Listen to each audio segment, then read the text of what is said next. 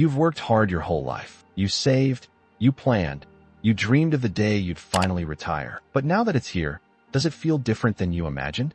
Maybe you've noticed a heaviness you didn't expect, a sense of emptiness, or even loneliness creeping in when the busyness of work fades away. You're not alone. In fact, millions of retirees feel this way, but hardly anyone talks about it. Today, let's have an honest conversation about the challenges retirement can bring and how to navigate them so you can truly thrive in this next chapter. Retirement isn't just about financial planning or ticking destinations off a bucket list. It's a massive life shift, one that can leave even the most prepared person feeling unmoored. And when that happens, it's easy to fall into patterns that quietly chip away at your joy. But here's the good news. With a little awareness and a few simple strategies, you can sidestep those pitfalls and build a retirement that feels fulfilling, purposeful, and yours. Let's start by unpacking 3 of the biggest hidden challenges retirees face and what to do about them. First up, the loss of routine. For decades, your days were shaped by alarms, commutes, meetings, a rhythm that gave your life structure. But retirement can feel like stepping into an open field with no paths. Suddenly, the days stretch out, quiet and uncharted. And without that structure, it's easy to lose your sense of momentum. You might find yourself staying in pajamas until noon, skipping meals, or feeling like every day blurs into the next. Before long, that lack of routine can drain your energy and your mood. Now, I'm not saying you need to recreate your old 9 to 5 schedule, but intentional routines are like guardrails for your well-being. Start small. Set a gentle wake-up time, even if it's just to savor your coffee on the porch. Block out time for a daily walk or a hobby you love. Maybe dedicate mornings to household tasks and afternoons to relaxation. The key isn't rigidity. It's creating a rhythm that gives your days meaning. Think of it as building a new rhythm, one that serves you now, not your old job. Next, let's talk about something deeper: identity. For many of us, our careers weren't just jobs. They were part of who we were. I'm a teacher, I'm a nurse, I'm a mechanic. But when that title slips away, it's common to feel adrift, wondering, who am I now? That uncertainty can chip away at your confidence, making it harder to feel excited about this new phase. But here's the truth. Retirement isn't an ending. It's a chance to redefine yourself on your own terms. Start by asking yourself, what parts of my old identity do I want to keep? What new ones do I want to explore? Maybe you've always been a problem solver.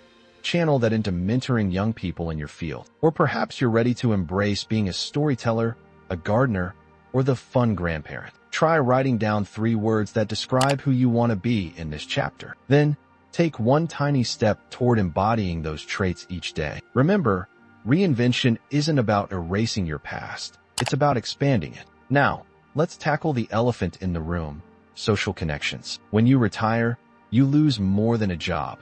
You lose built-in conversations with coworkers, the camaraderie of shared goals. Add to that friends who've moved away or health issues that make getting out harder, and loneliness can settle in like an uninvited guest. But isolation is one of the biggest triggers for depression later in life, and it's something we can actively combat. Start by reframing what connection means at this stage. It doesn't have to be big gatherings or long visits. A 5-minute chat with the mail carrier, a weekly phone call with a cousin, even waving to neighbors on your walk.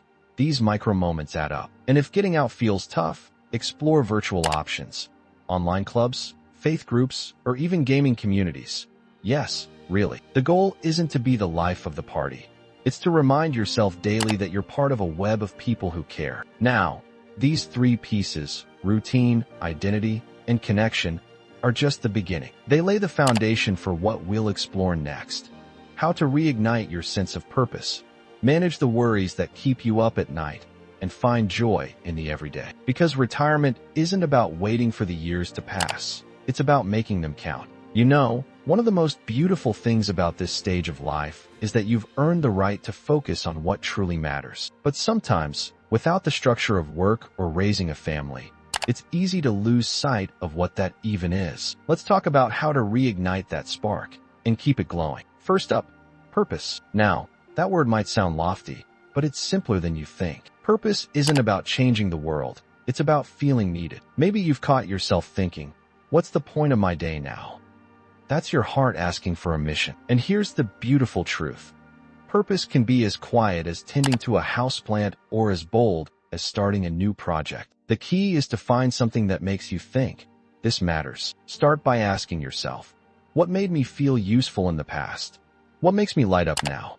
Maybe it's teaching your grandkids how to bake your famous pie, organizing a neighborhood cleanup, or even writing letters to local leaders about issues you care about. Don't overcomplicate it. One woman I know started a recipe swap group at her library, just a way to share her love of cooking. Within months, it became a hub for friendships and stories. That's purpose in action. Now, let's address something many of us tiptoe around: health worries. Whether it's creaky knees, a diagnosis that caught you off guard, or just fearing your body will betray you, health anxiety can cast a shadow over retirement. But here's what I want you to remember.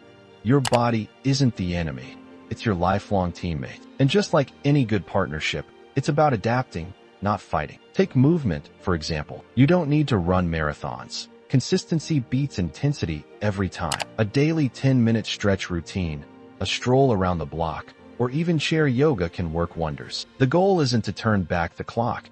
It's to keep the rhythm of your life steady and strong. And don't underestimate the power of your mind. Learning a new skill, a language, a craft, even a card game, keeps your brain nimble. One retiree I met started learning guitar at 72. He jokes that his fingers are slow, but his joy?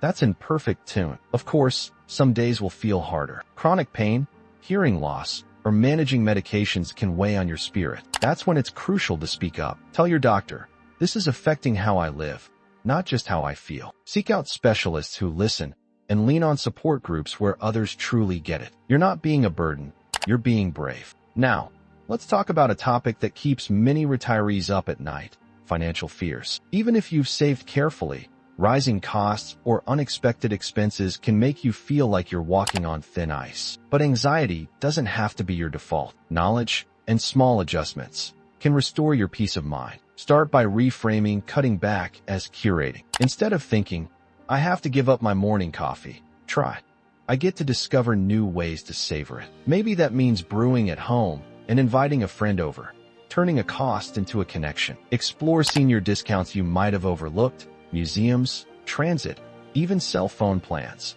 Or consider downsizing not as a loss, but as a chance to simplify. And if finances feel overwhelming, reach out to a nonprofit credit counselor. Many offer free sessions tailored to retirees. Remember, retirement doesn't mean you stop contributing. If money's tight, think about turning your hobbies into a side income. A retired teacher might tutor online a few hours a week. A lifelong gardener could sell seedlings or offer landscaping advice. It's not about hustling. It's about valuing your wisdom and sharing it on your terms. Lastly, let's touch on something we all face but rarely name: grief. Retirement isn't just about gaining freedom. It's about letting go. Letting go of roles, routines, even people we've loved. That grief can simmer beneath the surface, making everything feel a little grayer. But here's the thing. Grief isn't a sign you're doing retirement wrong. It's proof you've loved deeply. The trick is to make space for it without letting it take over. Try setting aside 15 minutes a day to be with your losses. Write a letter to someone you miss, look through old photos, or simply sit quietly with your memories. Then, when the time feels right, shift your focus to what's still here. Plant a tree in their honor. Share their stories with your grandkids. Turn their favorite recipe into a weekly tradition. Healing isn't about moving on.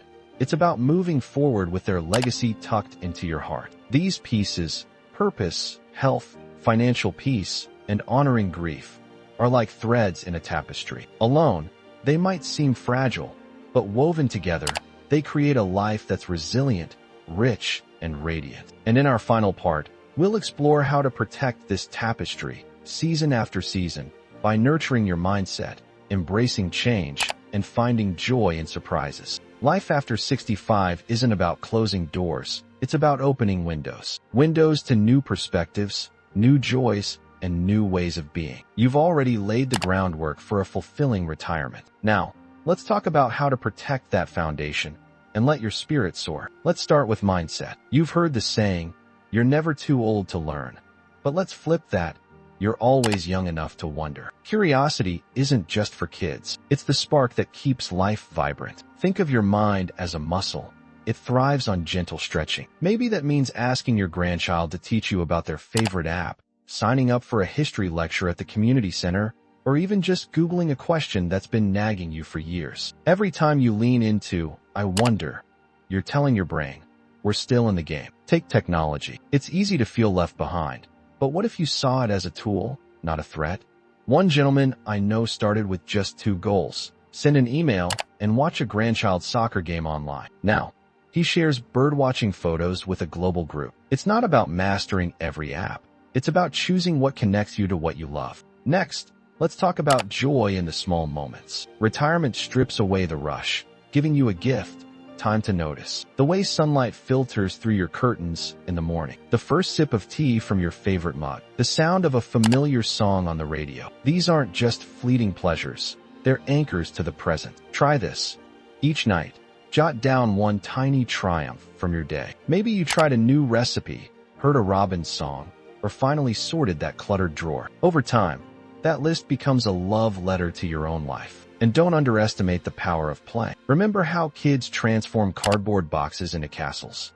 That magic doesn't expire. Build a model train set. Take a silly TikTok dance class with your niece. Splash in puddles on a walk. Playfulness isn't frivolous. It's rebellion against the myth that aging means being serious. Now, let's address a quiet thief of joy: resistance to change. It's natural to crave familiarity, especially when the world seems to shift daily. But flexibility is your superpower. Think of a willow tree bending in the wind versus a rigid oak. Storms come, but the willow survives by adapting. Maybe adapting means swapping hiking for swimming when your knees protest, or finding new ways to contribute when old roles fade. One woman I admire lost her vision later in life. Instead of retreating, she joined a memoir writing group, dictating her stories aloud. "I'm not less," she says. "I'm just different now." Finally, let's talk about legacy. Not the kind etched in stone, but the living, breathing kind. Your legacy isn't just what you leave behind. It's what you pour into the world today. A kind word to a stressed cashier. A batch of cookies for a grieving neighbor. The patience to listen to a friend's story without rushing. These ripples of goodness outlast us all. Retirement isn't an ending. It's an invitation. An invitation to rewrite the rules, to prioritize joy, to embrace the messy, marvelous reality of being exactly who you are right now. You've navigated career changes, raised families, weathered losses, and here you stand. That's not just resilience, that's wisdom. So as we wrap up, remember this: every morning is a fresh page. You don't need grand gestures, just small, steady steps toward what lights you up. Try one new thing this week. Reach out to someone who makes you laugh. And when tough days come, because they will, treat yourself with the same kindness you'd offer your dearest friend. Now, I'd love to hear from you. What's one small joy you've discovered in retirement? Share it below. Your story might be the nudge someone else needs. And if this video resonated, pass it along to a friend. Let's build a community where no one feels alone in this journey. Thank you for spending this time together. Keep shining, keep growing, and remember, your best years aren't behind you. They're whatever you choose to make them. Here's to you.